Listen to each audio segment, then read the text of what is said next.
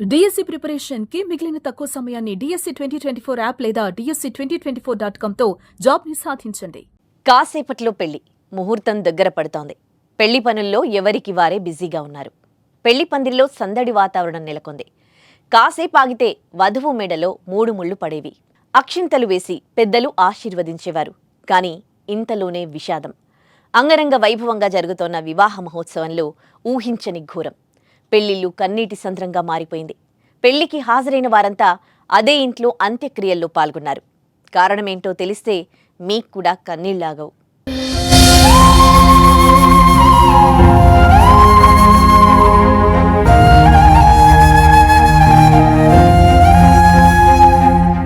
విజయనగరం జిల్లా గజపతి నగరం మండలం పాతబగ్గాం గ్రామంలో జరిగిన ఓ హృదయ విదారక ఘటన ప్రతి ఒక్కరి గుండెను బరువెక్కిస్తోంది.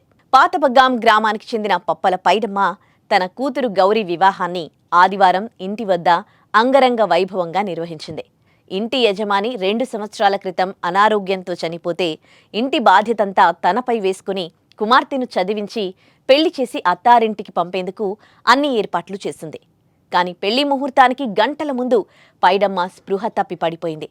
వెంటనే బంధువులు స్థానిక RMP వద్దకు తీసుకువెళ్లారు. కానీ అప్పటికే ఆమె చనిపోయినట్టు వైద్యుడు చెప్పడంతో విషాద ఛాయలు అలుముకున్నాయి.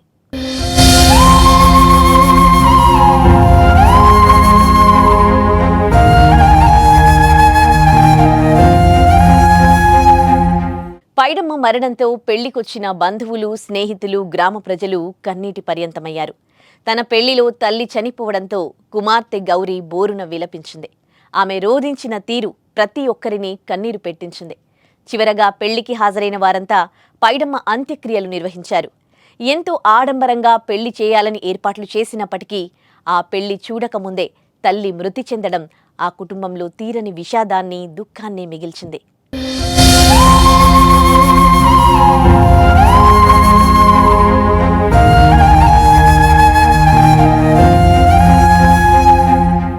ఇదంతా విధి ఆడిన వింత నాటకం.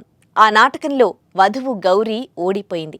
కుటుంబ సభ్యులు, బంధుమిత్రుల సమక్షంలో మంగళ వాయిద్యాల నడుమ మెడలో 3 ముళ్ళు వేసుకోవాల్సిన ఆ వధువు కలలు కల్లలయ్యాయి.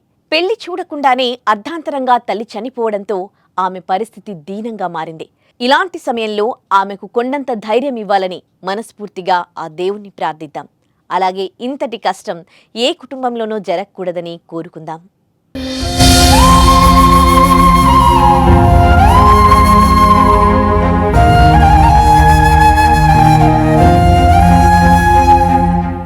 ఈరోజు నైట్ మ్యారేజ్ ఉంది. 1:40 మ్యారేజ్ ఉంది.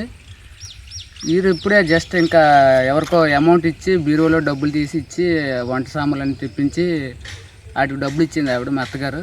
సడన్గా ఆర్ట్ స్టోక్ వచ్చి పడిపోయింది అన్నారు. ఇంట్లోకి వెళ్ళి చూసి చనిపోయి ఉంది. అందరూ శోక సంద్రంలో ఉన్నారు. పెళ్లి పందిట్లు ఇవన్నీ కూడా చాలా, అందరూ కూడా గందరగోళంగా ఈరోజు ఎవరు కూడా ప్రశాంతంగా ఈరోజు ఎంత ఆనందంగా ఉండవలసిన రోజు బాధతో అందరూ ఏడుస్తూ ఉన్నారు. పెళ్లి పందిరి చావు పందిరిలాగా అయింది. పేదింట్లో పిడుగు పడినట్టు అయిపోయి అందరం కూడా. చాలా బాధాకర విషయం.